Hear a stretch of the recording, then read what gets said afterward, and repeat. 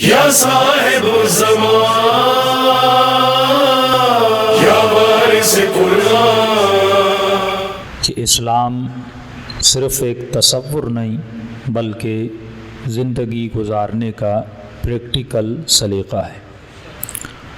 اسلام وہ واحد مذہب ہے جس نے انسان سے انسان کی زندگی کے کچھ لمحے نہیں مانگے۔ مسیحیت میں چلے جائیں گے، وہ انسان سے ہفتے میں ایک دن مانگتا ہے کہ سیٹرڈے سنڈے کو آ جا، چرچ میں آ کر تھوڑی دیر کے لیے اللہ کا ذکر کر لے۔ ہندوازم میں چلے جائیں گے، اس میں بھی مہینوں میں ایک بار، سال میں کوئی میلہ لگ گیا، بت پرستی کرنے چلے گئے۔ اسی طرح تمام تر ادیان، کچھ دین ایسے تھے جس نے انسان کی کچھ گھڑیاں مانگیں، کچھ ادیان ایسے تھے جنہوں نے کہا کہ اگر تجھے لقاء اللہ چاہیے، اللہ سے ملاقات چاہیے بدھزم کی طرح، تو تجھے تارک دنیا پن پڑنا پڑے گا، بیوی بچوں کو چھوڑنا پڑے گا، دنیا کو بالکل ترک کرنا پڑے گا، اور صحراؤں میں چلے جاؤ اور جا کر ذکر خدا کرو تاکہ تمہیں خدا ملے۔ دین اسلام وہ واحد دین تھا جس نے اسلام نے انسان سے ایک دن نہیں، ایک لمحہ نہیں، ایک رات نہیں، چند راتیں نہیں، بلکہ کہا انسان مجھے تیری پوری زندگی چاہیے۔ پوری زندگی اگر اسلامی ہے تو مسلمان ہے۔ ادخلوا فی الاسلام میں ادخلوا فی السلم کافہ، اے انسان اگر اسلام میں داخل ہونا چاہتا ہے تو کمپلیٹلی اسلام میں داخل ہو جا۔ یہ نہیں کہ میں 30% مسلمان رہوں، 70% ویسٹرنائز مائنڈ میں رہوں گا، فرمایا نہیں۔ یہاں تک کل میں نے مثال دی، جو پانی انسان پیتا ہے، اسلام نے اس کے ساتھ احکام بتائے ہیں کہ تجھے پانی کا گلاس اٹھانا کیسے ہے، سیدھے ہاتھ میں رکھ کے پینا ہے یا الٹے ہاتھ میں رکھ کے پینا ہے۔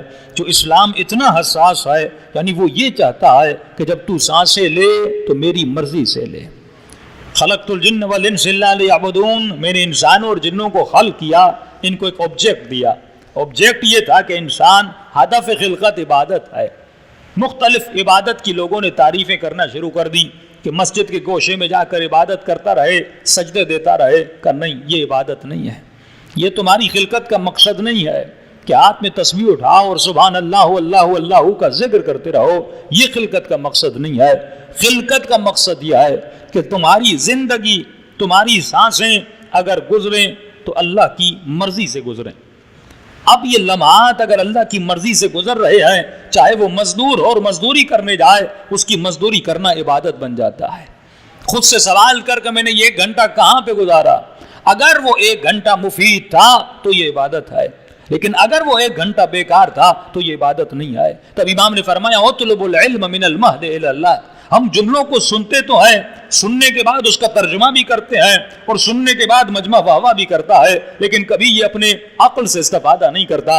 آیات لأولی الالباب، یہ قرآن نشانیاں رکھتا تو ہے، لیکن ان کے لیے رکھتا ہے جو انسان صاحب عقل ہے، جس کے پاس شعور ہے وہ قرآن کو سمجھ سکتا ہے، جس کے پاس شعور ہے وہ اہل بیت کے کلام کو سمجھ سکتا ہے کہ جب معصوم فرماتے ہیں کہ گہوارے سے لے کر علم حاصل کرو، یہاں تک کہ قبر کے دامن تک تمہیں علم حاصل کرنا ہے، تو انسان نے کبھی سوچا یہ چھوٹا سا بچہ گہوارے میں علم کیسے حاصل کرے گا؟ جس بچے کو شعور نہیں، جس بچے کو فکر نہیں، مجھے ہی اپنا بچپنا یاد نہیں ہے کہ گہوارے میں کیسا تھا، ماں کی گود کیسی تھی، میرا بچپنا کیسا تھا۔ جتنی میری یادداشت ہے وہ 6 یا 7 سال کے بعد کی یادداشت ہے، وہ بھی بہت کمزور سی یادداشت ہے۔ اور مولا علی یہ کہیں، رسول خدا یہ کہیں کہ گہوارے سے لے کے علم حاصل کر۔ مولا میں گہوارے سے کیسے علم حاصل کروں؟ امام نے نام گہوارے کا لیا ہے۔ جب معصوم کوئی بات کرتے ہیں فرمایا کلام الامام امام الکلام، امام کا جو کلام ہوتا ہے وہ تمام کلاموں کا امام ہوتا ہے۔ امام جب کوئی بات کرتے ہیں ذرا اس میں غور و فکر کیا کر کہ معصوم تجھے کہنا کیا چاہتے ہیں۔ یہ اشارہ کل بھی میں نے کہا تھا، یہ اشارہ اس گود کی طرف ہے جس گود میں بچہ پلنے والا ہے۔ تو اس گود کو تلاش کر، اے جوان جب شادی کرنے جائے ایک ایسی خاتون کو تلاش کر جس کے وجود میں علم ہو، کیونکہ یہ خاتون صرف تمہاری بیوی نہیں ہے بلکہ تمہارے بچوں کی ماں بننے والی ہے۔